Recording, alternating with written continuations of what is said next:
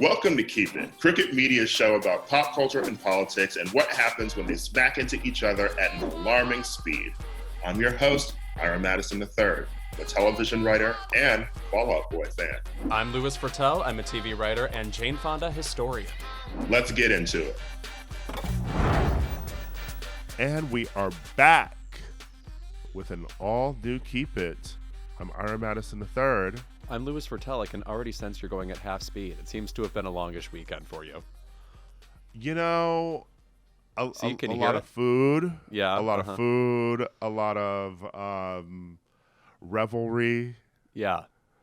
A lot of tating around, as it were. You're getting McCrazy? Yeah, listen, I'm a McRacist, okay? I don't know if I am. I heard a lot of Tate McRae music over the weekend because I was in Puerto Vallarta and one of my housemates, Justin, decided to be a just complete McRae propagandist the entire time. Like, we would be eating dinner and he'd be like, has anybody heard the new Tate McRae song? And it was like, you've heard of one musical artist. I enjoy her. I enjoy that we have an artist whose like whole thing is like really athletic dance. I call her Jenna Dewan Tate McRae. You know what I'm saying? That's a good reference. That's a good. She is very athletic. She seems like she could guest appear on Buffy. Yes, precisely. With like all the like halters and stuff they wore. Yeah. I'm really loving the vibe of dancing, breathy vocals, Sean Bankhead's choreography at the Billboard Music Awards. It's giving us early Britney, and that's really just all I think the gays have ever wanted. They're constantly talking about Britney. They were constantly talking about Britney's memoir, and I think that we're ready to let Britney, be an adult now, and let someone else give some pop vocals, almost pop vocals, and some dancing. You know? Yeah, no, she does sound like she's playing a shy Disney character all the time. Like I don't know if that's quite singing. But also, I have to say, I am mesmerized by how fucking young this person is, too. She's 20 years old. 20. And she was like, she got third on So You Think You Can Dance, which is where Next Generation. Yes. And I think the first Canadian to land in the top 3. I don't know if that's, like, should she be on Canadian money? I have no idea. But, no, the SNL performance was good. I mean, I'll say this. People are heralding her as like, oh, finally dance is back in pop. Not that it completely went away, but I do think it's important that we have a range of pop stars who bring different things, specifically as it pertains to like what we'll see from them at an award show. So you get the pop stars who have the vocals, you get the pop stars who bring Renee the dance Rapp. moves. Yes, exactly.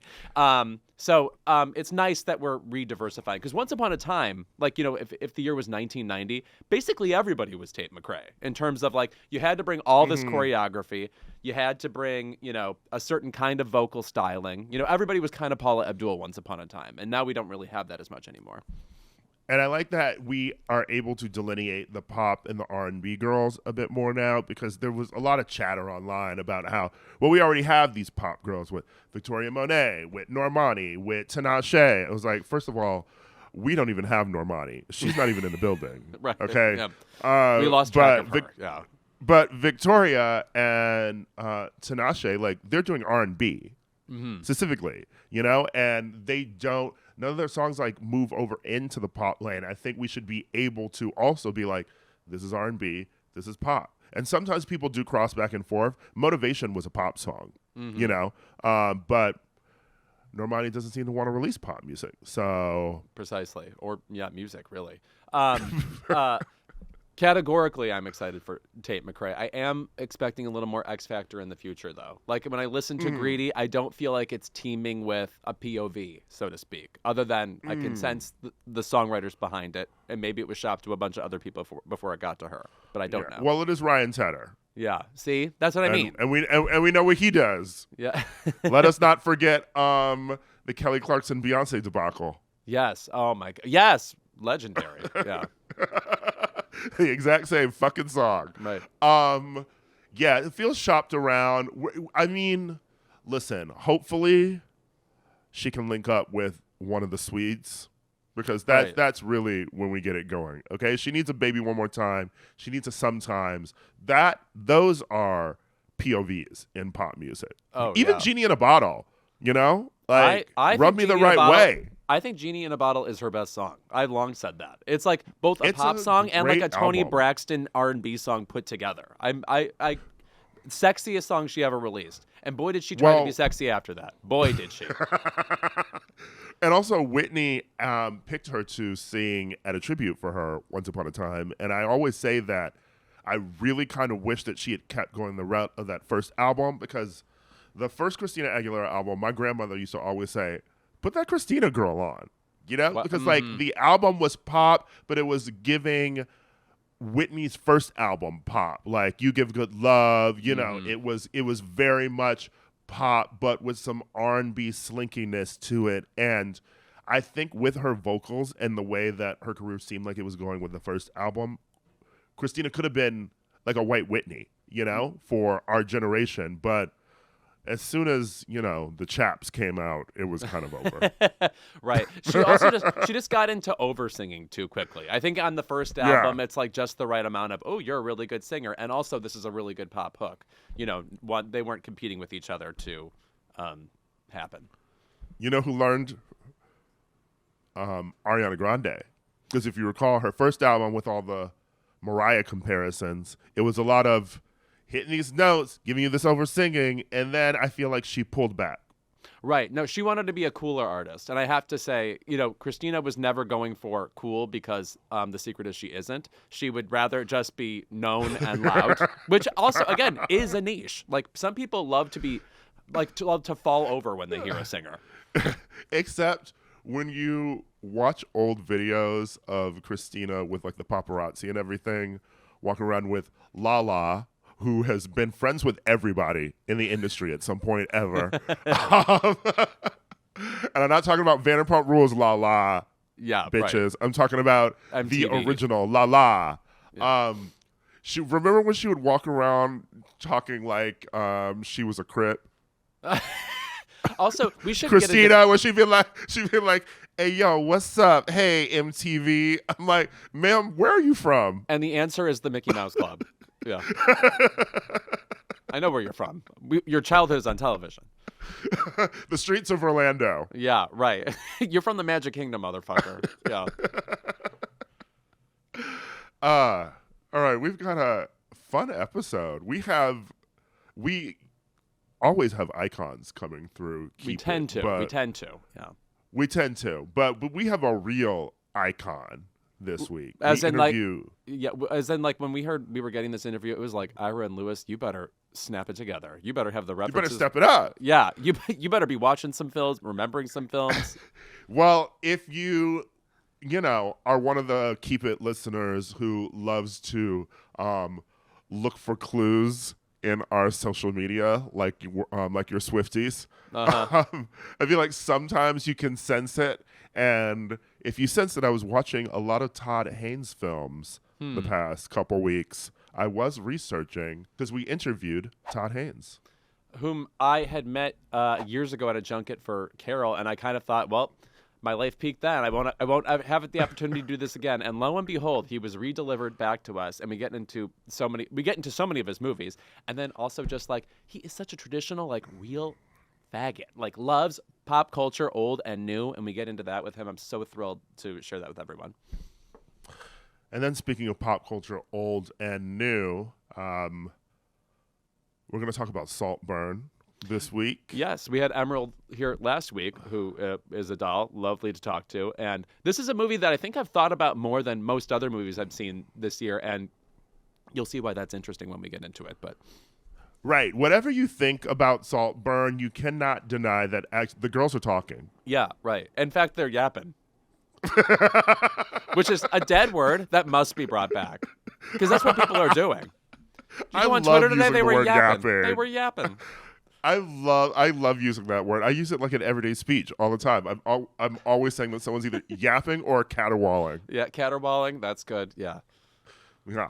And then also, breaking news: Louis and I will not be in Scream 7. I know, and I keep the people are clamoring outside the gates of whatever it is. Are they in Century City? I have no idea. Culver City.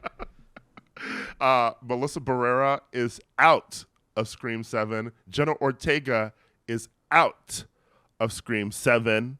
Mi gente latina. We're going to talk about the Scream 7 debacle as well. So we will be right back with more Keep It. Obviously, the ongoing war in Palestine has had a global effect and has led to many celebrities to speak out in support of Israel or Palestine. However, it seems to be the celebrities who speak out in favor of Palestinian people who are the ones being punished, fired, secretly emailed about at their jobs. And that includes Melissa Barrera, who was dismissed from the Scream franchise last week, which she helped resurrect, by the way. Right. By posting anti-Israel comments on Instagram. Meanwhile, Noah Schnapp is running around with his Zionism or sexy stickers, which, Zionism aside, that is supremely uncool behavior in general. Just running around with stickers for any religion is goofy. Yeah, stickers are kind of for the pediatrician's office. I don't know. Okay. I'm like, what are you linking up with kids from Brigham Young University too? Like, I love Jebediah or whoever he is. Who could be your teacher or your brother over there. It's interesting. First of all, I mean, it puts you in the strange position of needing to defend Melissa Barrera. I mean, like, I'm just not obsessed with what she brings to Scream necessarily. And now I'm like, Melissa Barrera is what we all stand for. It's just a strange transition for me. But secondly, it's weird because we were just talking recently about how Scream is probably the best horror franchise. Like, you can at least expect some level of quality or an attempt at ingenuity or money thrown at the franchise, so you don't feel like you're just getting like a cheap knockoff of 5 iterations ago. That said, still not good enough for me to keep watching if this is what's going to happen. You know what I mean? Like, I could Right. throw that away too. And I do have to say, ultimately, Scream has gotten away from the thing that made it amazing when it came out, which is, what if somebody got into your fucking home? Like it's like they're over that. It's like we're well past that now. Like, no, he's just in your house. You have to accept that. I'm like, no, like my nightmares at night are still about home invasions. And I feel like we've gotten away from the terror of someone being able to zero in on exactly where you are, get into your house and trap you. Yeah, I think that another thing that was going on with Scream was with this need to up the ante each time. The rumored plot for Scream 7 was going to take place at Christmas. It was going to involve Jenna Ortega and Melissa Barrera visiting their estranged mother, who's only been mentioned in the previous 2 films. And obviously they were trying to rush it out so that it could be released around Christmas time next year.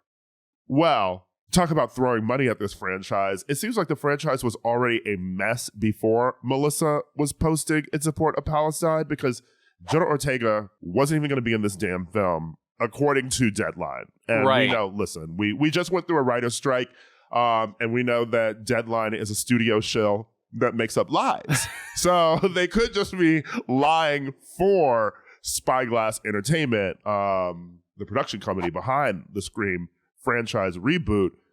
But it still goes to say that if you are trying to rush a movie out and get it done and shot so that it can be released around Christmas next year, and your lead, Jenna Ortega, is in this huge-ass show Wednesday and also shooting Beetlejuice 2, maybe you're not really figuring things out correctly. Right. You know? Also, do we just cast Jenna Ortega in reboots of anything with dark-haired actresses? Like, is she going to be in, like, the Yes. Moonstruck reboot? You know what I'm saying? But I feel bad. How do you say snap out of it in Spanish? Yeah. I feel bad also for, like, the other cast members in this Scream movie. Like, if you're Jasmine Savoy Brown or whatever, you're like, what the hell am I supposed to do? Like, is one or the Was other she the even correct going to thing? be in this fucking movie? Who knows? You're 'Cause I right. feel like she was What am going to I- be shooting Yellow Jackets. Yes, right. Who knows? Who knows? And now you've got Spyglass.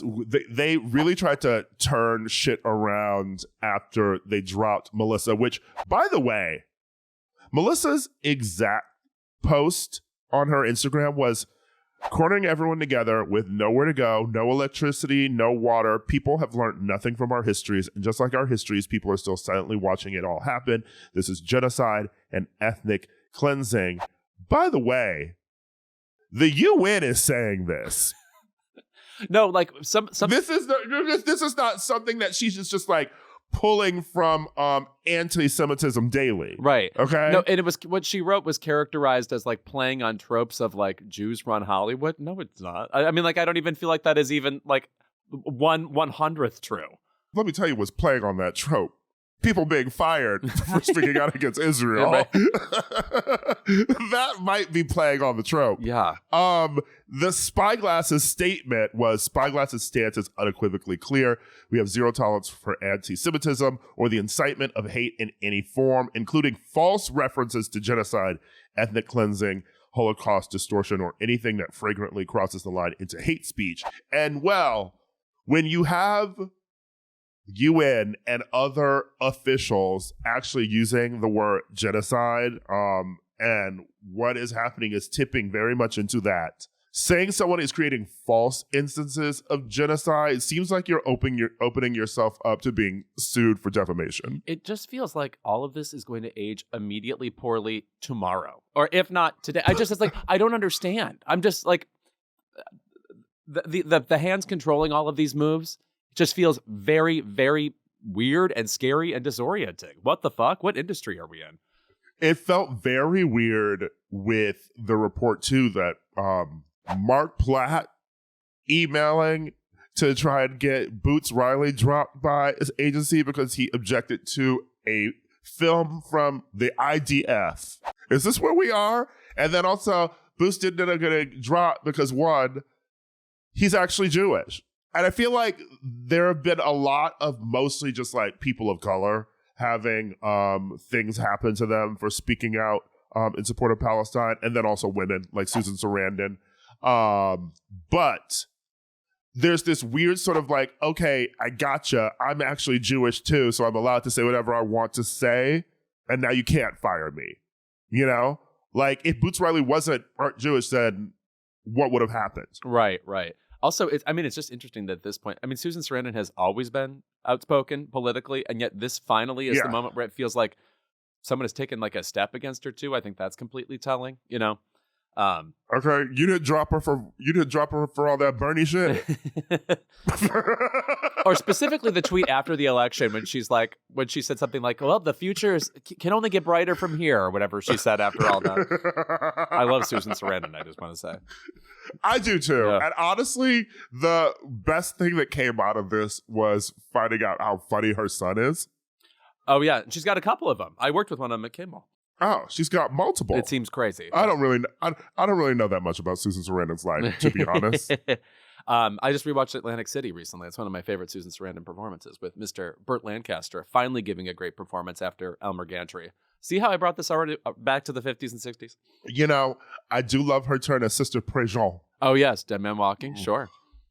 Yeah, my favorite Actually, French nun. Never bad. Susan Sarandon is good in everything. She's so believable. She's so down to earth in movies. I mean, obviously, yes, there's Thelma and Louise, but she actually has, looking at her filmography, she's actually been in a ton of shit I love. I just don't ever really think of Susan Sarandon recently, except for when she's feuding with Deborah Messing. Which, unfortunately, is the funniest feud of all time. I mean, like the Hatfields and McCoys of stressed out actresses. Honestly, my favorite Susan Sarandon is probably Stepmom. Oh, she's amazing in that movie. Jesus Christ. Also, it's like movies that shouldn't be any good, like Lorenzo's Oil, she like is staggering in. Or The Banger Sisters. Which was a banger. That's why they named it that. 20 years before that was a coined term. They were like, we're going to call this The Banger Sisters. What is she and Goldie up to? Say, let's get The Banger Sisters too. Also, like, they'll just throw Susan Sarandon at anything. She's in the movie Tammy, playing Tammy's mom. That's like a kooky comedy. Who would think to put Susan Sarandon in that? And yet she kind of belongs. Not that that's a wonderful movie or anything. Also, has anybody seen Genie yet? It's an awful movie. Has anybody seen Genie yet? Oh, I don't think so. Which, you know what? I will be seeing it. Apparently, it's not a Ben Falcone joint, which shocked me. last thing I'll say about Susan Sarandon before we go back to the topic. You know what movie she's also really good in? Shall We Dance? I have not seen Shall We Dance. In fact, I get that mixed up with Dance With Me. Oh, yeah. That's Richard Gere and J-Lo. Right. Me gente latina. Also, the things we've just thrown Richard Gere in. It's so strange where we think he belongs. He belongs exactly in the movie Unfaithful all the time. Everything should be centered around that. Anyway, Scream 7 sounds like a big disaster now. And also... And what the director said was strange too. Oh, girl. I mean, and I love Chris Landon's yeah, me gay too. ass, Yeah, right. You know, because I love Freaky, Happy Death Day. I love Happy Death Day to You, you know? But his statement, which was basically... it was like, ... this sucks, ... This sucks. Everyone stop yelling. This wasn't my decision. Heartbreak emoji. Sir, you're an adult. Yeah. We've gotten a little facile with the emojis. They don't belong everywhere. So, I don't know, man. It just feels like it kind of really sucks, and Spyglass really kind of showed their ass with that statement too. And I just feel like I don't want to support any further Scream movie if they're making it, and especially with how Melissa was treated by being dropped from the movie like this. I would side-eye anyone who signed on to the movie to replace her. But I also even Neve Campbell? Don't think that. Yeah, but also I don't think Neve Campbell's doing that shit. That would be because pretty wild they really at this point. Pushed, yeah. They really pushed that narrative the day after their statement came out because they were trying to, you know, change the story around. If you don't like what people are saying, change the narrative, as Don Draper said. Right, yes, our hero. That was really Deadline doing the studio shilling, because the way they disrespected her with lowballing her before, why would she come back to them, especially after they did this to Melissa? Right. And especially after Jenna's not in the movie. Like, you want me to come back and resuscitate this franchise that you basically just stabbed yourself. Right. But Neve Campbell is one of those people where I'm like, well, she's not in stuff all the time. Like, I don't know what the financial situation is. Here's the most gigantic payday she will ever be able to get for herself. I say this affectionately as a Neve Campbell, and specifically Neve Campbell side-eye stan. But so it's like she would have reason to return to this, since it's like her friend. You know, it's like if you threw enough money at Kim Cattrall, she does appear on Sex and the City. You know what I'm saying? So Neve, sitting in a car on the phone. You think you're kidding? I think that's the kind of cameo I bet you'd get from her. The ideal saying cameo the word Dewey and looking out the window before she hangs up. Yeah. The ideal cameo I would love from her is, in a better world where Spyglass isn't making this movie, is you get the opening kill scene with her, but her phone rings, she answers it, it's Ghostface, and she's like, absolutely not. Yeah. And she just hangs up and goes about her day, and it goes Scream 7. Yeah, right. And then you never see her again. Maybe she stabs the phone or something. I don't know. Get into some Dada art there. She's like, I'm not doing that shit. Have a good day. Yeah. Anyway, when we're back, we sit down with someone who actually knows what they're doing when it comes to making movies, Todd Haynes. Keep It is brought to you by Audible. Audible lets you enjoy all of your audio entertainment in one app. With Audible, you'll find the best of what you love or discover something new with a wide selection of audiobooks across every genre. From bestsellers to new releases to celebrity memoirs. Oh, Barbara. Mysteries and thrillers, motivation, wellness, business, and more. Discover new favorites and new formats like the exclusive Words and Music series, or explore thousands of podcasts as well as exclusive Audible originals from top celebrities, renowned experts, and exciting new voices in audio. And as an Audible member, you can choose one title a month to keep from the entire catalog, including the latest bestsellers and new releases. And the Audible app makes it easy to listen wherever you are, whatever you're doing. I recently just downloaded Slayers, the sequel audio series to Buffy the Vampire Slayer, which has gathered much of the original cast, excluding Sarah Michelle Gellar. But, you know, it was created by Amber Benson, who played Tara on the show. So it's pretty fun so far. And Charisma Carpenter is stepping into her lead actress boots in this. So You know what I always say? Ira's gonna Ira, and he's doing it right now. This is very on brand for you. New members can try Audible now, free for 30 days. Visit audible.com/keepit or text keep it to 500500. That's audible.com/keepit or text keep it to 500 to try Audible free for 30 days. So our guest today is a certified master of his field, a director known for bringing life to provocative, complex characters, often played by Julianne Moore, and representing powerful artists from Bob Dylan to Karen Carpenter in more human and intricate lights. He's back with his new film, May December, starring Natalie Portman and the aforementioned frequent collaborator, Julianne Moore. We're very excited to have with us today, Todd Haynes. Hi, Ira. Hey, Louis. Hi. How are you guys? Oh, God, we are so psyched to have you. We are gay men who like movies, so we're sort of in the Todd Haynes racket. You know what I'm saying? Yeah. I have to ask about May December, which is a film starring Julianne Moore as sort of this almost Mary Kay Letourneau-esque character. Oh, quite. You know, she Yes. quite had an affair with a seventh grader in her 30s, and then we flash forward to Natalie Portman, who is a Hollywood actress who is visiting them to play Julianne Moore, and she's, digging into their life. And, the film has, so many of your usual qualities of melodrama and, pulling from so many of your cultural references. And I have to ask, as a person who loves culture so much, Karen Carpenter, Bob Dylan, everything that you mine from. What's it like working on a film like this where you didn't write the script, it came to you from Natalie, I believe, because she had wanted to work with you. What's it like when you get a script that isn't something that you crafted yourself and you're finding a way to tap into, I guess, all of the things that are in your brain and make it yours? Really, Ira, I've been doing this I've been working in this way for a while now, since Carol was the first script that came to me that I didn't originate myself. And it's been such a great sort of broadening of the vernacular of options and the methods. I would always hear directors saying, I have a lot of things going and different things at different stages. And I was always like, wow, how do they do that? I was always so intensely single-minded on the thing that I was, developing and writing and producing and seeing completely from insemination all the way through to the end.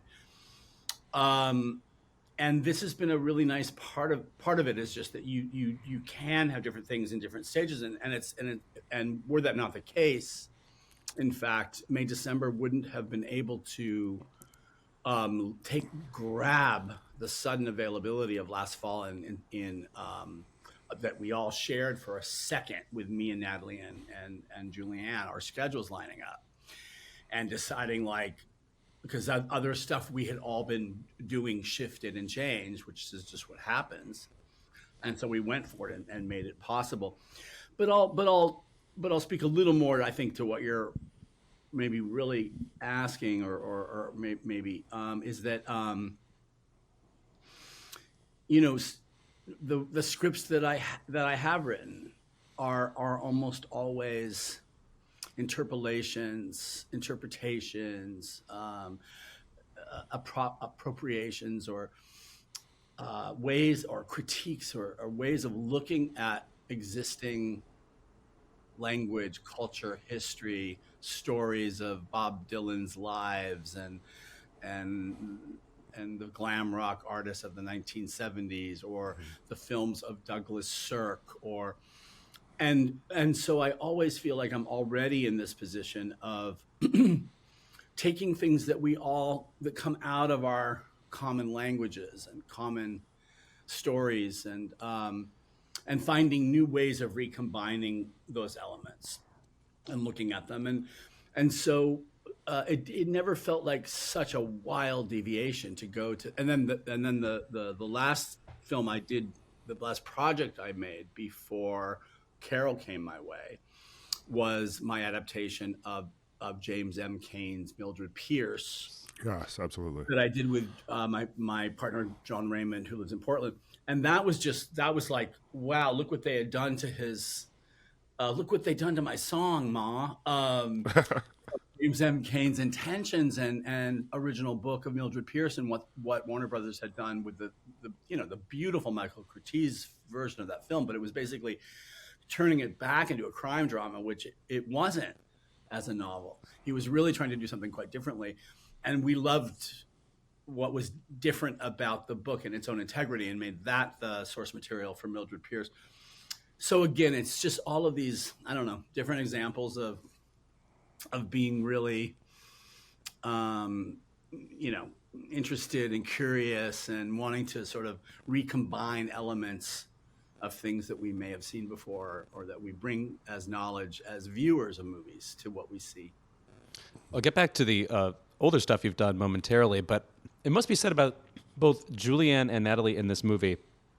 They're playing characters I've not seen either of them do before, and they're making choices that are both down to earth and very eerie. Like, as it goes on, I'm like, oh, these are two of the weirder characters they've ever played. What was it like working with them, crafting these characters? Did they have these sort of quote unquote finished from the jump, or did you have to finesse it as it went along? It was for, I guess if I had to pick between those two options, it was finished from the jump, to the degree that we had to jump in and go. There was no rehearsal time. There was no way to reshoot scenes. We didn't have any, we really didn't have any margin of error in the schedule or in the visual strategy of how to shoot this film with this kind of austere, often single shot setups for scenes, or scenes designed around mirrors in bathrooms or ladies' rooms or dress stores or so forth. And that created another kind of container, I guess, for a very complicated story that keeps shifting under your feet as you watch it unfold, particularly how you feel about these characters and what your expectations are for who they are, and then how those expectations start to shift, particularly around the character of Elizabeth that Natalie plays.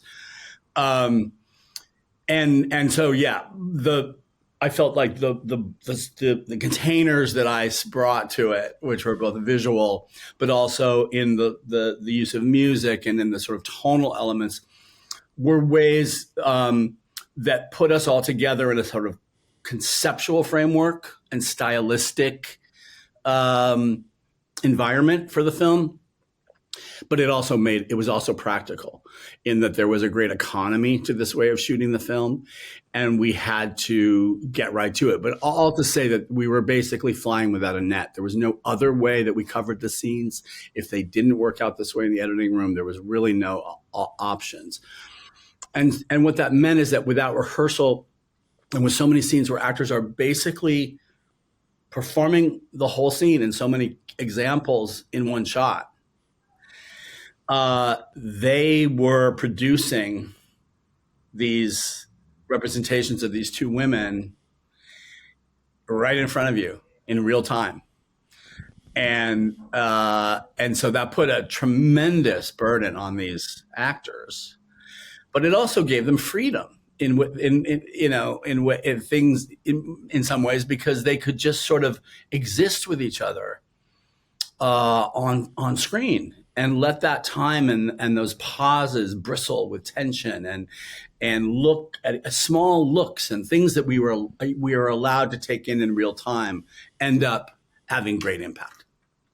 One of the things I truly love about getting to see a director's body of work is, the people that they continue to work with. And you've worked with Julianne multiple times. What's it like coming into May, December with her? I just recently rewatched Safe and Far From Heaven, and seeing, she's playing this housewife in sort of all three of them, but she's such a different version of a housewife in all of them. She's unspooling in Safe, and she's trying to find love as her marriage is crumbling and Far From Heaven. And in this, she's really more of like, you see sort of like a panther sort of by the end. I think it's one of her, definitely as Louis said, one of her eeriest roles, one of her roles where I think as a housewife she has more control than she's ever had on screen in one of these roles.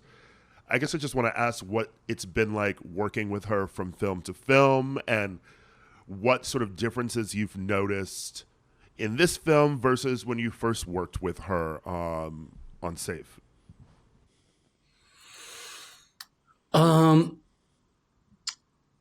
There's a lot in that really interesting question. And just on the very sort of sense of what it's like to work with her and how I've seen her change, every time has been such an amazing singular sort of experience unto itself, as each film is sort of its own, beast. But what was just so crazy is that when we first met on Safe, that I still think is one of the most, one of the most challenging roles that one could ever ask an actor to embody.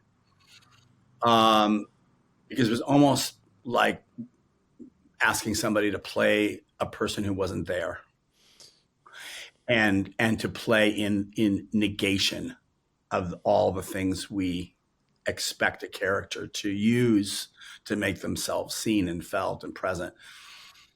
That she was completely reactive. She was somebody you'd meet at a party and you wouldn't remember the first thing about the next day. She was unremarkable in every way.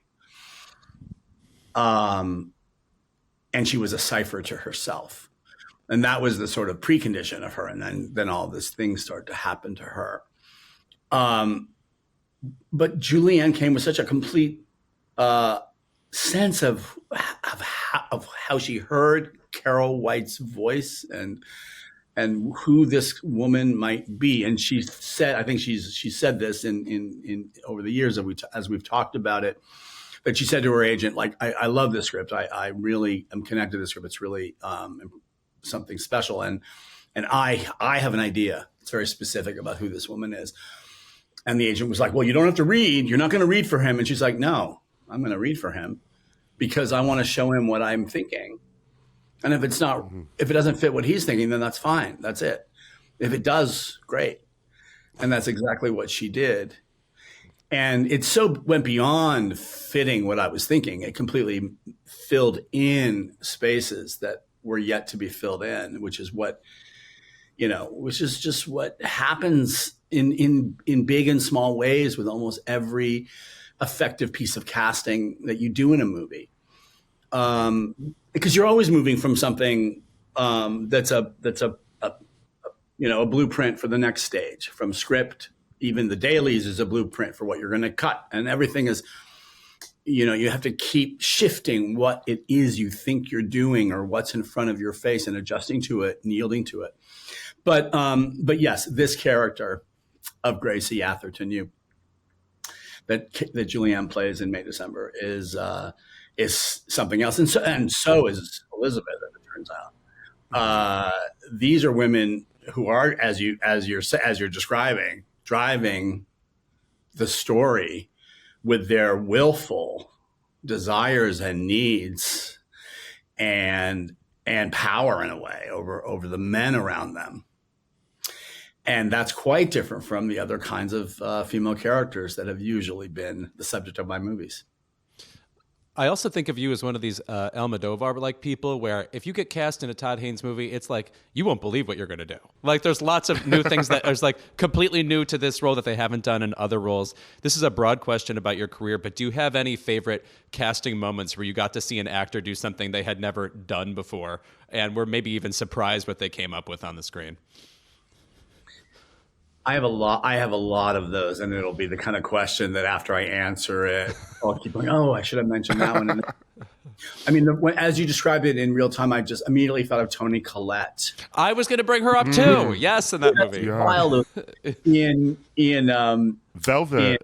in Velvet Goldmine. We asked her about that role recently, and Really?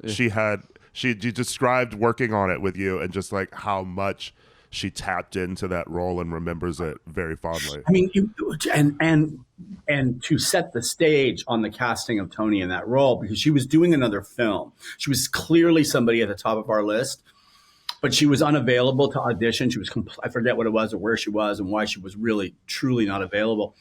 And we conducted a casting search for the role of Mandy.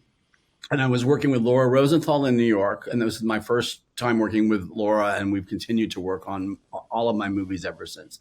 But we were also working with the amazing Susie Figgis, the English casting director out of the UK. And I saw what I felt like I saw every actor, every female actor in that age category that was brought to me with the special attention of these casting directors. I saw so many brilliant actors that year, but it was such a hard role to cast that very few, time and time again, the Americans and the Brits had a hard time understanding the sort of hybrid nature of Mandy. And Mandy was, of course, inspired by Angela Bowie, who would switch from an English accent to an American accent in mid-sentence, and who would say, darling. And she was just this vestige of a kind of femininity, a kind of theatrical, artificial, almost camp femininity that, let's face it, it was a relief when Patti Smith came along and said, we don't got to act that way anymore, and everything changed from then on. But all of a sudden it was very hard to locate that in the 90s, in the mid 90s. As an example, there was Liza Minnelli was sort of the last example of that. But it had to be that. And so it was the Aussies, of course, the Aussies who understand British culture and American culture probably better than either cultures do themselves, right? And so she could navigate that place. She also just got to be, and she doesn't always get to be this, and she hadn't really up till that time.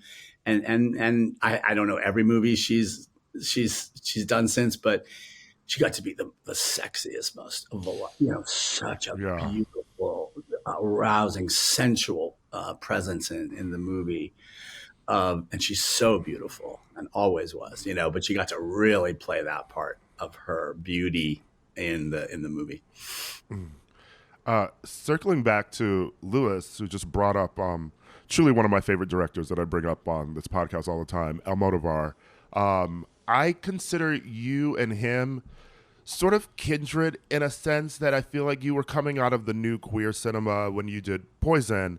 And that's such a very, transgressive film, and it was very polarizing when it came out. And in form, it's very different than how your films have sort of become now. But when I look at his films, particularly the ones from the 80s, like they're very queer, very loud, very out there. Critics are like, what the fuck is going on here? And now, he's making Voltaire and Broken Embraces, and it's sort of aged into, he's writing about different stories as he ages in his life. And I'm just wondering if you feel like your sensibilities have changed a bit as you've gotten older and made more films, or if you still sort of have some of that I'm fighting against the system spirit that you had when you were making that film. Although I feel like culture has changed a bit now where you can make sort of more transgressive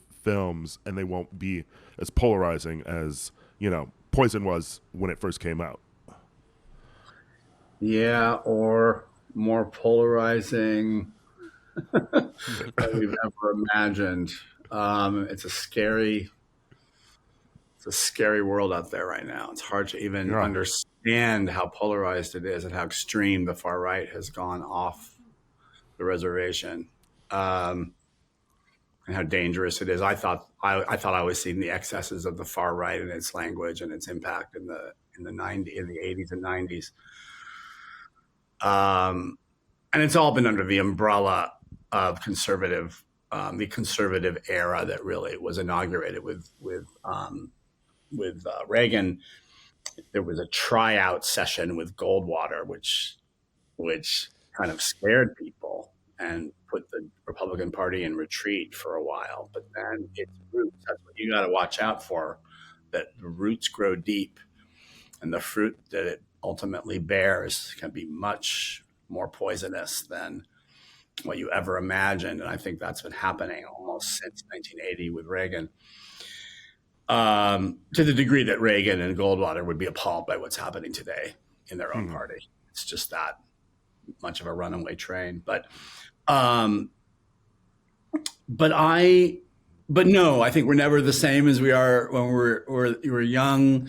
We're never driven by the same kind of hormonal and social and cultural sort of, forces. And of course, the culture that you find yourself, you don't choose it. It's the one that is you fall into that is your fate to be confronted with at various times of your life. For me, in those formative years, it was around AIDS, HIV, and that public health crisis, and that global crisis, and it employed and emboldened and it made an army out of queer cultures and Black cultures and IV drug communities and lesbian cultures. And we had no choice. Our lives were being basically just thrown away by the status quo. And so it drove me and everybody around me. And I was in New York City and I was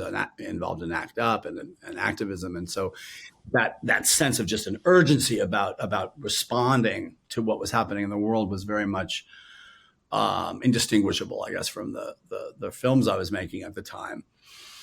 And so that informed it. And I think that's true for Pedro as well, of course. And who I can't speak more highly of and who I bow down to in his unbelievable body of work and genius and coherence of that body of work, But yeah, I think it's always changing. I mean, what I'm about to do next is a film that I haven't, at least a storyline and kind of sexual relationship between two men that I haven't explored in maybe since Poison, maybe since the beginning, in terms of the some of the content and how it takes these two men outside, throws them out of the world that they know in unexpected ways. This is this project with Joaquin Phoenix that I've been developing with Joaquin and John Raymond. And we'll be shooting in the summer. And it's exciting. It's really exciting to do something that'll be different, so different from things I've done recently. You have done so much to bring things like knowledge of Douglas Sirk movies, or like you had the Velvet Underground movie recently, and you have your Karen Carpenter movie. You're somebody who, as much as you are invested in doing something new and original, I always feel like you have a foot in the past and are interested in being kind of a curator of what's interesting about movie history or pop culture history. What haven't you gotten to yet that you feel like you will somehow explore in some way? Is there some actress or something that you hope gets the Todd Haynes touch and will hopefully reintroduce this thing to society? I mean, the things that would come to mind are things that have already been mentioned in the press because they've occupied some energies of mine, some more than others in trying to get them made. But again, in this sort of more multi-tiered approach, and the fact that we've been hit by a pandemic and by a strike and by things that have artificially shut down what we normally do and how we normally do it. has shifted what's possible and when, but that's also just the nature of filmmaking and working with other actors. But one was the Peggy Lee project that Yes. I was very excited about doing. It's I don't have a schedule I don't have a calendar time for it, unfortunately, right now, because other things sort of came in and filled in the space that it had occupied, first and foremost being May, December. And then I'm doing the Joaquin project next. And then, but I will at some point get back to Freud. And that's been a subject that I really, I owe to myself to take on in some capacity in one way or another, because he sort of hovers over it all for me. And it's a figure who I think whose insight and whose understanding and whose basically creation of modernity in the most radical way gets lost a little bit in the way that he's so familiar and so becomes so colloquialized and so woven into our culture that you almost don't see him anymore. And so I want to sort of reveal how central he is to thinking and understanding and interpreting the world, and how much he's changed all the way we all think about our inner lives and our desires.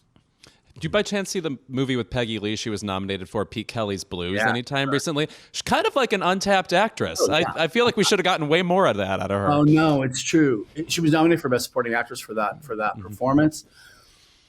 And again, it was sort of one of those tender little things where the circumstances made that possible. Jack Webb asking her to do the movie and showing her that kind of love and respect, and then people sort of confusing the performance with the real Peggy Lee afterwards in an unfortunate way that kind of tarnished that remarkable example of her acting, because she really, I mean, she was an actor in her club performances. She was a consummate actor in her life as a singer and performer.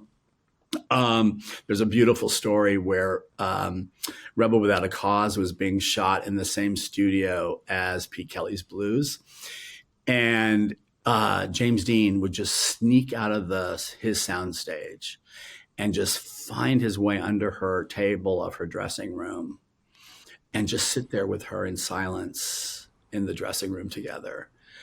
And he had a deep love and respect for her. But they didn't even need to talk. They just hung out without talking in her dressing room. I love that. It's at the summit of the absolute best things about 1955 in one place. Oh my God! Right? Great. I have to say, I think it was Far From Heaven in college that really sort of introduced me to melodrama, and then Cirque, and then Written on the Wind is my favorite of his. But you borrow from that so much, and then also Fassbender and his sort of interpretation of Cirque's melodramas. But I have to say that May December is so funny, and I feel like it's one of your funniest films, and it's almost, I wouldn't say camp like some people have said. I feel like it's almost zany in some aspects, and I have to wonder, as a connoisseur of old films, and you've said in interviews that you'd rather watch Turner Classic Movies than watching something new now. Fuck yes. Have you ever been drawn to like wanting to do a screwball comedy? Like a Bringing Up Baby? Like are those the kind of like older films that you find yourself drawn to, or is it dramas? To be honest, it really is more dramas, and absolutely, Ira, as you know, domestic dramas and melodrama. Yeah. And but it is I love how the search for kind of adjectives for what May December is and does, or stylistic terms, generic terms maybe, is such an interesting sort of shimmy that's been going on among people who really dig the movie, but are just trying to find a way of exactly what is this thing. you know? And so camp was a term that came up during Cannes. I believe that's the first time I heard it. And then other journalists around the same time were picking up on it. And we all looked at each other like, what? Camp? That's so crazy. But I, of course, I love camp, and I'm so interested in camp. And to me, it's more a mode of how we read things through the distance of time and history, and new meanings accrue from things over time and perspective, and from marginal communities' perspectives about dominant communities and so forth, or other marginal communities a lot more often, like queer culture, or looking at the stories of women, for instance, or whatever. But even saying zany, like, I just love that there's no real way to describe it. It kind of functions on its own, in its own multiple sort of cluster of tones and operatives, or it's not quite the word, but that is truly, is really interesting to me, and something that I think we're all still watching unfold, and have audiences find new layers of terms and feelings and reactions to as they see it. And we just had our premiere last night, and even people who worked on the film, like my costume designer April Napier, we were talking, and she said, this is the third time I've seen it, and she's like, I'm seeing things I've never, and I know the film, I made it with you. I made it. And there's things in it I just never saw before. And so it is that kind of film where you keep finding new layers and meanings and details and perspectives and humor and all that stuff as you watch it. I guess my last question is, it'd be crazy if we didn't have a Carol question in here before we kicked you out. But Carol's one of the few movies I've seen probably in the past 10, 15 years that I found not only good, but truly sublime. There is something about the movie that is both extremely like classic Hollywood and also extremely new. Like, Cate Blanchett brings more old Hollywood glamour than any old Hollywood actress did. Like, she's just like full of power. And I assume a lot of the sublime nature of that movie, comes in getting the editing together and picking takes and stuff. But is there anything when you were watching live at the time where you already thought this is sublime? Already, there's something I'm watching live that's unusual and going to stand the test of time.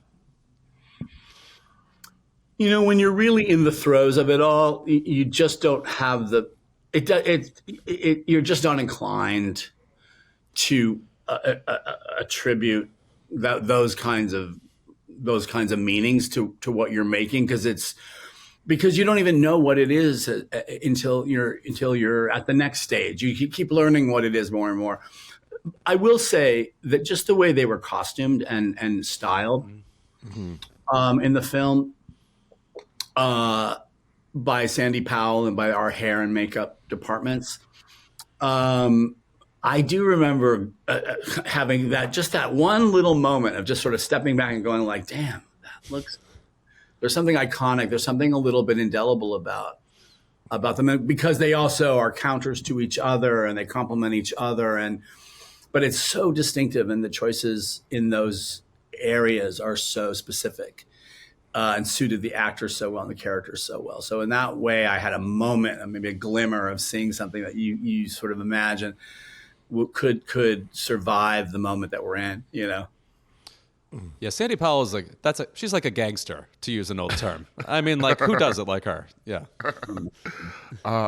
Thank you so much for being here, Todd. It was really an honor to talk to you about this film. And I also must say that I was a Riverdale fan, and seeing Charles Melton in this film, what he did in this film, it's spectacular. And that performance you got out of him is amazing, and people will be talking about that him for years. So, thank you. What a great film. Thank you. Thank you so much, Ira. Thanks so much, Louis. So great to talk to you guys. I loved it. Great. Keep It is brought to you by Nuts.com. At the grocery store, you can get pecans. But what if you want bourbon pecans, sweet and spicy pecans, pecan brittle, or butter toffee pecans? What if you're just nuts about nuts, and you can't get them at the grocery store? Then you should head to Nuts.com. your one-stop shop for freshly roasted nuts, dried fruit, sweets, pantry staples like specialty flowers, and more. Their wide selection means there is something for everyone.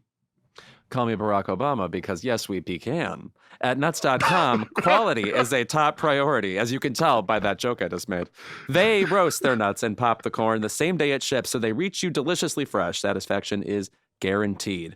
I am a cashew person. My Uncle Les, growing up, every Christmas would give cashews to my mom, and then she and I both love them, so we would snack on them. And I think my Uncle Les literally did not remember us from year to year and just gave them not realizing who we were. I think he just gave cashews to whomever needed them, basically. I think they're probably pretty cheap.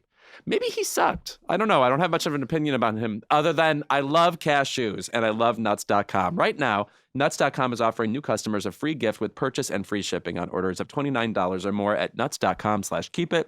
So go check out all the delicious options at nuts.com/keepit. You'll receive a free gift and free shipping when you spend $29 or more. That's nuts.com/keepit. Since we pretty much foreshadowed it in that Emerald Fennell interview last week, we figured we'd jump right into our coverage of Saltburn, the movie that everybody is talking about. This movie is Roxy Hart. It's on everybody's lips.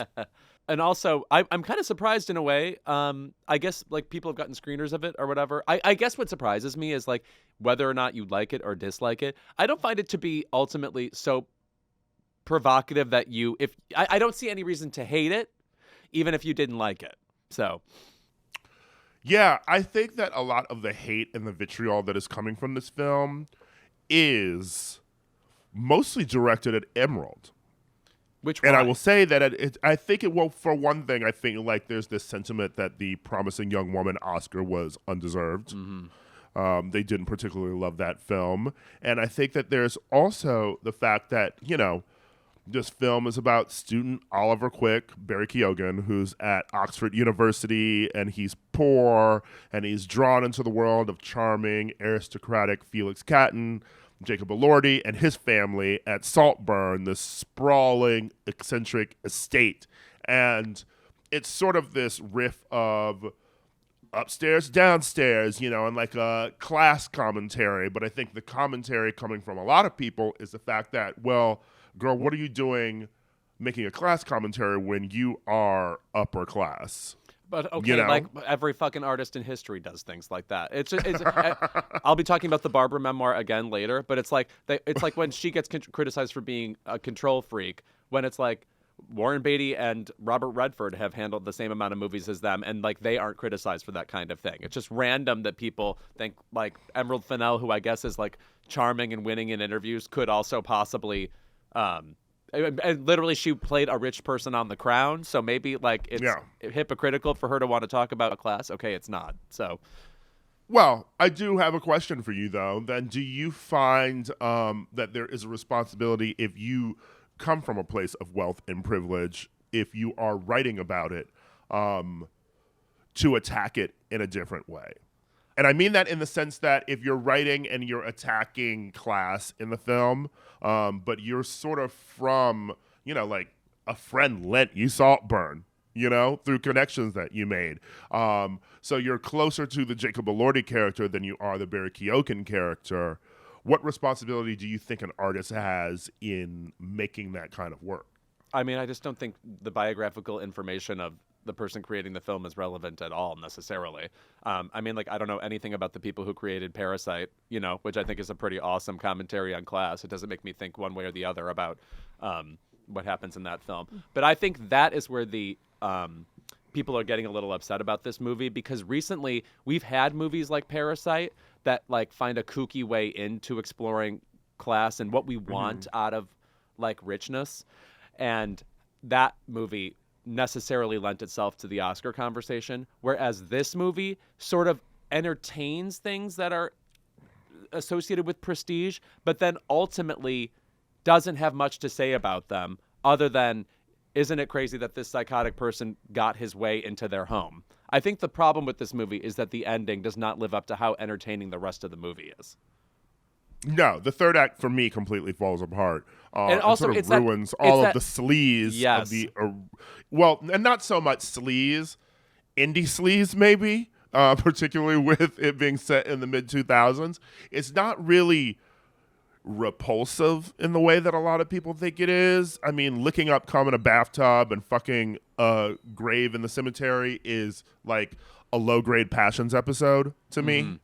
But I think that there is just this sort of train that's running at the beginning of the film, and then it sort of just comes to a halt for the last half of the movie. And of course, once all of Barry Keoghan's sort of crimes are revealed at the end of the film, it really gets into like Bond villain territory, and I sort of checked out. Also, I think you can end any movie basically the way this one ends, with this gimmick of, actually, the lead character, who you thought was just a depraved loser, planned the whole thing. I mean, like, you could have ended Forrest Gump with, and he planned the whole thing. You know, like, she's all that. Imagine it ends that way. Yeah. But like, you see her putting on the glasses, and she's like, I'm going to trick him into placing a bet on me. Yes, right, exactly. Yeah, at the end of this movie, he's literally dancing naked through Saltburn, which he has now somehow acquired by step killing everybody in the house. And the movie's idea is that he knew he could do that. Okay, couple of questions. Why does he want this weird, horrible, huge house? Just to be in by himself? It doesn't make any sense. Right. He's obsessed with Jacob Elordi. Seemingly.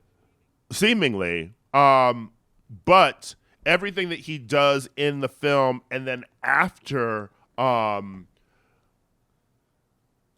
know, like the accident happens with Jacob Elordi, makes no sense, because then you're just going to be in this house by yourself. The family isn't there. The stuff that you get from, you know, having rich people around isn't there. You're basically just in this house with the staff who hates you. Yeah. And also, it's like you have these living parents who are sort of nearby, who are like going to be aware of what you have done. It's like lots of things like don't close up at the end of this movie, which also is a little bit of a problem with Promising Young Woman too. Like, the ending of that movie is like, wait, so she planned on being killed, and then she was like, I'm going to record some audio so that later people can give me justice, so that, but well after I'm dead, of course, which I've planned. Like, what? Like, it's nobody behaves like this. It's strange. Yeah. It's even like some of the creepier things in the movie, or, you know, the outlandish things, like, you know, the licking up the bathwater thing. Yeah. Is very, who does that? Yes, and also And it's like, it feels like they're planted scenes so that they create amazing Twitter headlines, like blank licks up cum in this new zany scene coming to theaters, you know, whereas like they don't really add up to anything. Like, the sexuality of this movie is ultimately a red herring. You know, it's like not about that ultimately. He just wants a big house to live in at the end of this. It must be said, she has said that the talented Mr. Ripley did not inspire this movie at all. That is kind of crazy to me, because I feel like the reason the movie is so good to begin with is because you are charmed by Jacob Elordi in the way that you are charmed by Jude Law in The Talented Mr. Like, you're like, there is something to want here, and specific about this person and like the weird world he lives in, and his like ambivalence about giant parties being thrown at his house. Like, you want to connect to that level of glamour. I think for me, going back to that sort of privilege thing, though, I feel like, sure, you don't necessarily need to know the biographical information about everybody who makes a film, but I do think that if you are going to attack this and then it falls flat, then people are going to wonder why. And I think that the reason why the sort of class commentary isn't as searing as it should be is because if she's trying to place herself in the role of Barry Keoghan, she hasn't lived that life. You know, like going in and being like from the outsider looking in, it's like you're trying to write Oliver Twist or Annie, but you grew up as Daddy Warbucks, you know? So like you don't know that perspective, and I just don't think that there's enough delving into that perspective to make the movie work for me. Ultimately, I don't hate it. I had a lot of fun watching it. I think it's definitely slumber party vibes. You know, I'd put it on and let it just play. It's a beautiful music video. I literally think Jacob Elordi is amazing. I think he is awesome in this movie. The performances are amazing. Him, Rosamund Pike, Richard E. Grant, Barry's great. My main problem, I guess, is the black character in the film, like this introduction of race. also within class just sort of arrives and then it doesn't really go anywhere. And who is that character? And what does he think about Barry Keoghan's character? And what is his real relation to the family? And then he's just sort of jettisoned away. And also, it's sort of like the Philip Seymour Hoffman character in The Talented Mr. Ripley, who has the insight on the creepy, unreliable protagonist. But in that movie, you get more into his mind and his depths, right? And in this one, I'm like, is this character in love with Jacob Elordi too? You know, is he jealous of Barry's appearance in his life and the fact that he is never going to catch the eye of Jacob because Jacob continues to pick up these stray cats every year off the street, right? There's just never really delving into, I guess, the psyches of anyone. I don't even know why the fucking sister is doing what she's doing. Yeah, half the movie, walking around in the moonlight. Are you possessed? But also, it's like you just said, like, so she comes from a privileged background, and so does she have the insight to make a character like Barry's interesting? I don't think the rich people are well-rounded characters. They're total caricatures. You know, like Rosamund Pike is giving a very funny performance. The line readings are funny. But, like, what is the point of the scene after Jacob Elordi's dead and then the family decides to have lunch anyway? Like, we're just supposed to think they're buffoons or something? Like, what are we saying about these people other than they're dupable or they're I don't know. It's like it was going for arch and satirical, and it came up with confusing for me. She saw an Ibsen play once. Yeah, it feels like, yes, a It was Doll's the High Ghost C. Sonata. Yeah. And it was, okay, turn the song off. Yeah. No, so it's a movie that ends to me like what I think the most overrated movie ending in history is, which is The Usual Suspects. Like, when you watch that movie and then it ends, you're like, well, what was the point of the movie I just watched then? Like, that's not clever. It's just you saying he ran this whole thing, actually. It's like completely boring to me. It's like the end of it's something that should be a comic strip length and you turned it into a movie. Right. I much prefer a movie if it's going to have a mystery like that you either see them working towards the goal throughout the entire movie because, you know, as Hitchcock said, tension. As Kylie Minogue said, tension. Yes.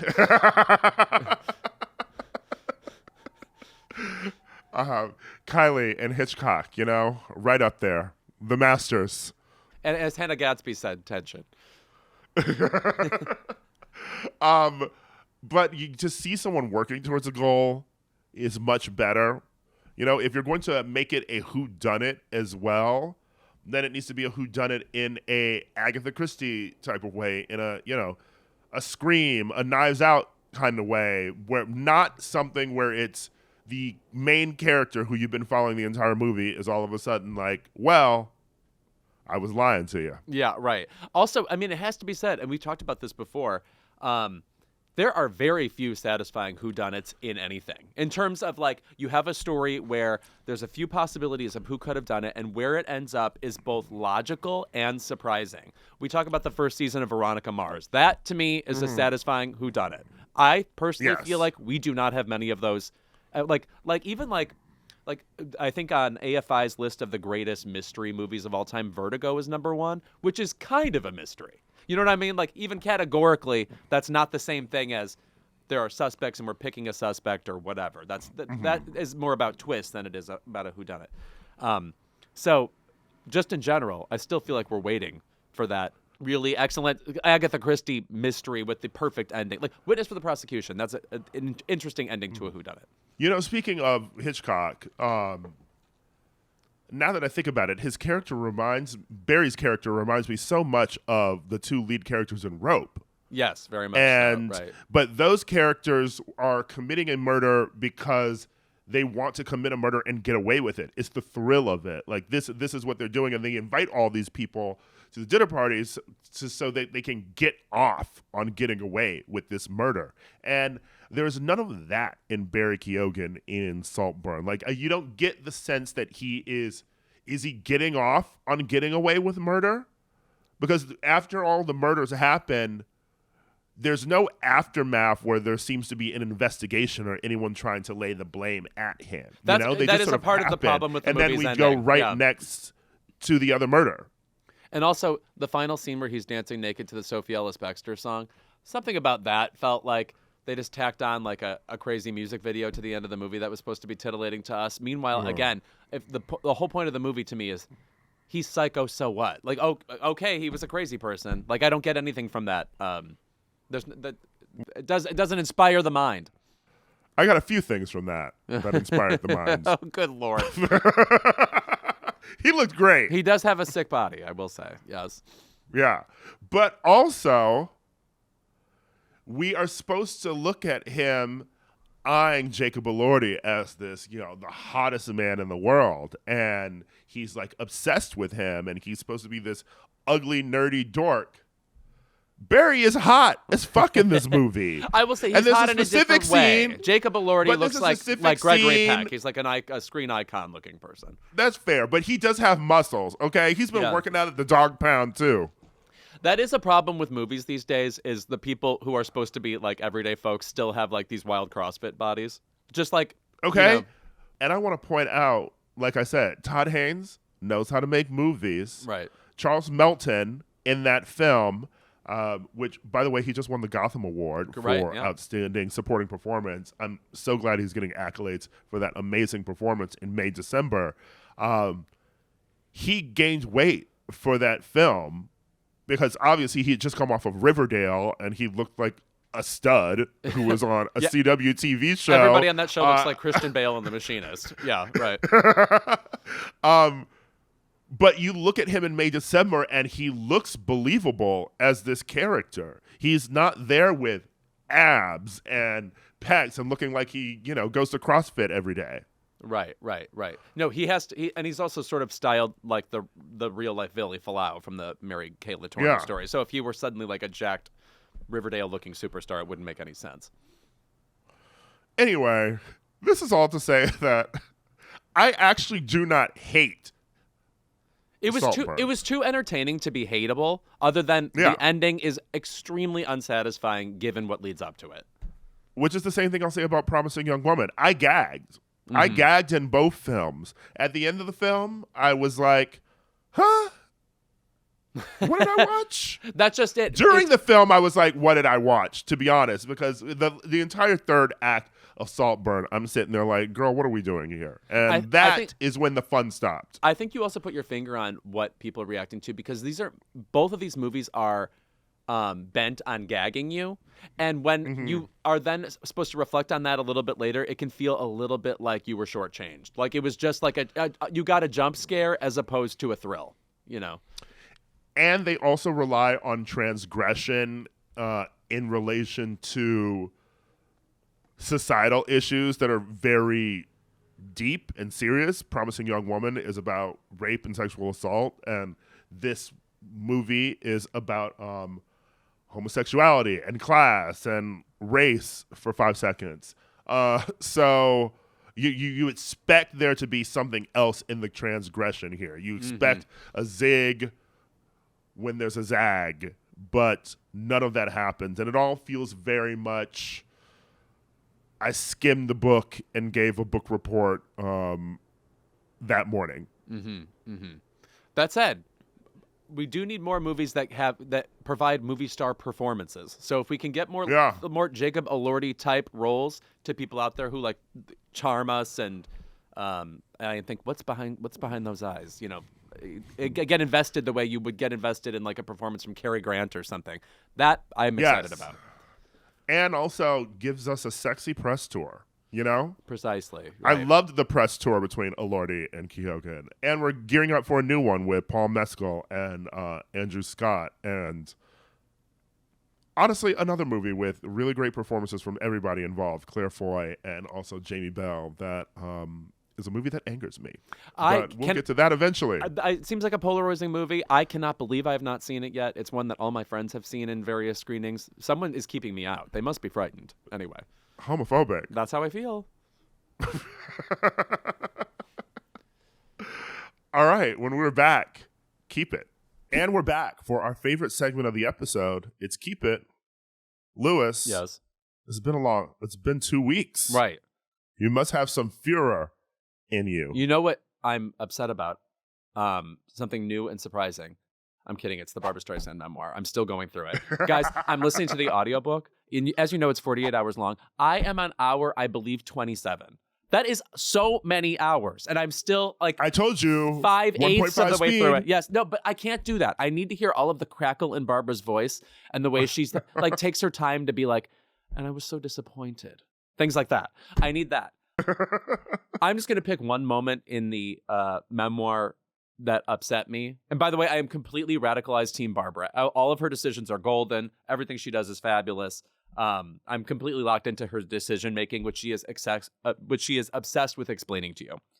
Okay, during the filming of Hello, Dolly, the year is 1969. The director is Gene Kelly. It's not a movie she should be in because she's like 1/3 the age of Dolly Levi. She should not be in this film.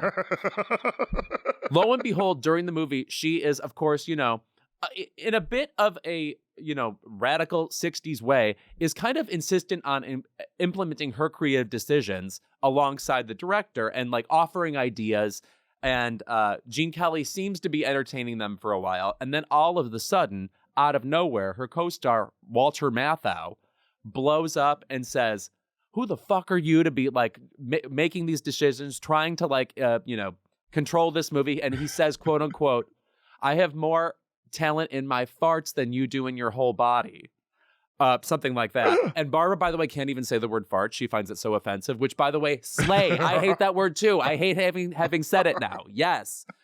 But anyway, she's the interesting case of like, she is not egotistical, even though she is bent on achieving a vision she has in her head all the time. She responds to him and says, what are you doing? I have no idea why you're coming at me this way. And she eventually gets him to admit that he is friends with Sidney Chaplin, the son of Charlie Chaplin, who was her co-star on stage in the original Funny Girl on Broadway. And Barbara didn't want to have a relationship with him. And Sidney Chaplin eventually on stage during Funny Girl would whisper things like bitch to her while they were performing in the show. And Walter Matthau was like, well, you broke his heart. And she explained to him, like, as I'm giving this performance in Funny Girl, this guy is like trying to sabotage me, giving probably the greatest performance in the history of Broadway, right? Like number one. Yeah.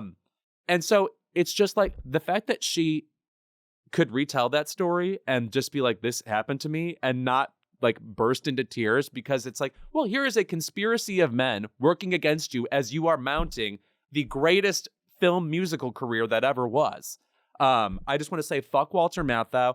Fuck his Oscar for the fucking fortune cookie in 1966. What a piece of shit. That should have been George Siegel's year for Who's Afraid of Virginia Woolf. All four of them should have had Oscars for that.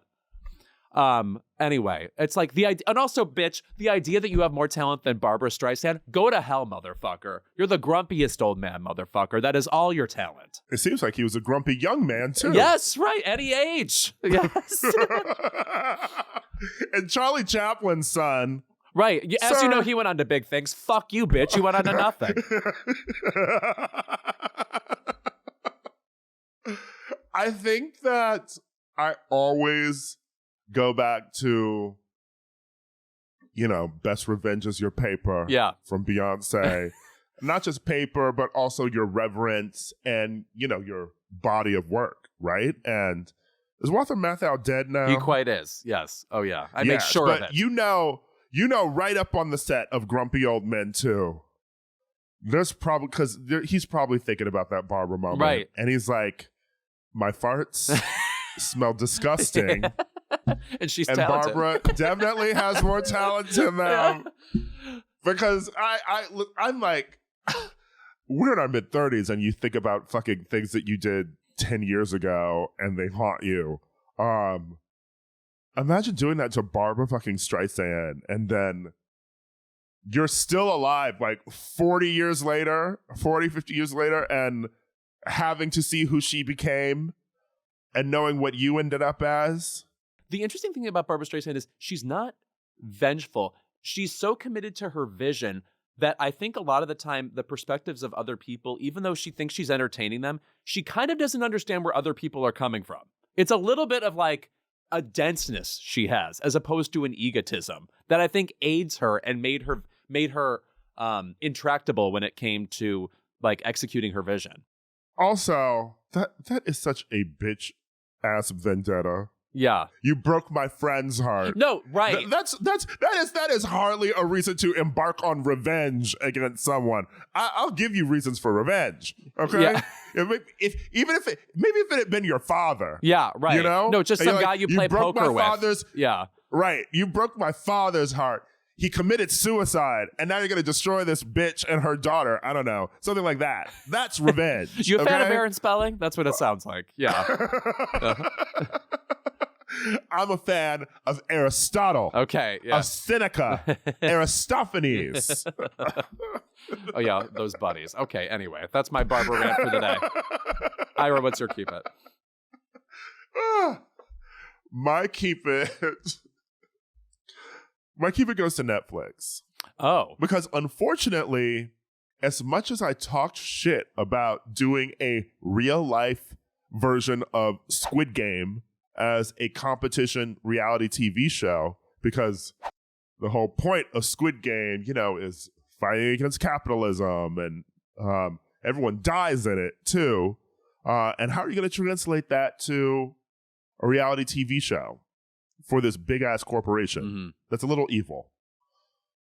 Let me tell you something, Louis. They did it. I have to say I've been watching it and I'm on board. It is so good. Let's play a Squid Game. Play a Squid Game. Do you want love or you want squid? I'm in. Social is going to have a field day with that. I think I saw that in a tweet once. I don't mean to claim that as mine, but every time I hear the word Squid Game, I immediately put it into the melody of Love Game. I love this show. First of all, it's produced to death. The cast, yeah, it's produced to. It's produced down. Yeah, and the concept of them having the original 400 and something plus people playing the game, and then they're left with less than 200 after that first challenge, that red light, green light with that big ass statue bitch. Shout out to them. Yeah, because they got a bunch of people to come into this game, and then they probably sent them off with a peanut butter sandwich. Right. It sounds like, I'm sure they were like quarantined or whatever for a lot of time before filming began too. So that totally sucks that all those people lost. I have to say, I even watching the first challenge, I'm like, obviously they want to eliminate a lot of people right away because it's like the original TV show. But how did they arrange it so that just enough people are eliminated and not too many? I definitely think that there were people who were maybe slightly moving, who they decided to spare, because it definitely, if you do casting for this and you do pre-interviews and people are in quarantine, you could tell if someone's going to be a very good character on the show. Right. And you're like, well, let's give them a little leeway here. And I also feel like there aren't too many wide shots of the people playing in that game. So you're not really getting an honest sense of who's not moving when it turns red light anyway. But the casting in this, done, but former casting director for Big Brother, these are the type of people that you wish were playing Big Brother. Right. Especially this fucking season. 432, that frat boy asshole who basically threatens to beat someone up outside of the game for calling him a frat boy. You got the mother and son on the show who are iconic. Yeah, she is great. Mm-hmm. Lorenzo, the Italian faggot on the show. The biggest shocking moment of the series was when they cut to him in that confessional and he was wearing that flower crochet dress and the matching hat. Love him. This other messy gay Dash.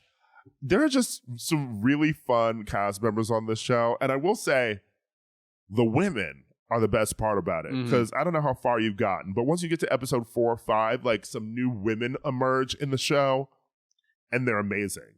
I think what the show is doing really well, too, with there being so many fucking cast members, is that they latch you on to really interesting people early on, but that person might die and be eliminated that episode, or they might continue on. But once batches of interesting people die, then new people emerge who are going to be central points of the later episodes. No, it's a little like Big Brother in that way, where you get wrapped up in a loud, eye-catching contestant early on, and then of course inevitably that person is eliminated since they've drawn so much attention to themselves, and then somebody else who's just like slinking around in the background, getting like fifth in all the physical challenges, is like a major contender suddenly. So you start paying attention to them. Yeah. Just shout out to that girl who did really well in Battleship too, like who came Rihanna? in and was like. The Navy.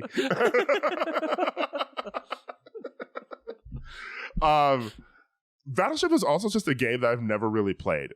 The physical So I probably would game? have done bad in that challenge. Yeah, I've never actually played Battleship. It's the game. barely a game of skill. You literally just randomly place ships on a grid, and then you start guessing grid points to shoot True, at. but the girl who won for her team, if you're a math person and very analytical in that way, like she was saying that like every human always picks C3, and she knows like you can predict numbers that people will pick. So I guess it's a fun game if you like predicting what humans do in game situations. Particularly while they're trying to be chess. random. Yeah, right. Mm-hmm. Right. Like chess, when you sort of know that like, oh, people always do their pawn out on this move, something like that. Mm-hmm. No, I will be watching this whole show. Immediately when I started it, I knew it was edited to the point where like you can't turn away. I'm sure it's been play tested 100,000 times. It has that feeling of like sensational, entertaining. It's like watching Instagram stories. I can't stop watching them. It's that kind of entertainment.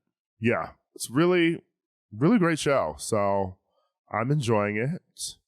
More episodes are dropping literally tomorrow, so I will be focused on great plan to drop it like right on Thanksgiving too. And I feel like the slow rollout of the episodes instead of dropping them out at once is to its benefit, because definitely got a lot of texts from friends of mine this weekend being like, are you watching Squid Game? Mm-hmm. Right. It's kind of really good. No one's got anything to do, so they just binge things like this. Yeah. We need to rank once in the future greatest holiday drops. Because remember that like Christmas we all sat and had to watch Don't Look Up, or that time like we all watched Making a Murderer. Like, but we do end up watching these things, even though like Don't Look Up I would say mostly sucks. Making a Murderer, pretty good. Bridgerton, really good. Mm-hmm, mm-hmm. Yeah, although I did not watch any more of it. I was actually talking with my friend about this recently. I loved Bridgerton. I think the first season is fucking excellent. But also, after the first season, I said, that's enough Bridgerton for me. Whistle down and out, you said. And that's our episode. Thank you again to Todd Haynes for being here with us and for being an excellent fucking interview and filmmaker. Why don't more people just start talking about Peggy Lee to us? I am begging you all to have a little Peggy Lee insight when you come into the studio. I hope he gets to make that movie. No fucking joke. I mean, I want to cast it myself, but he has legendary casting people. I'm sure they'll do a good job. And we will see you next week.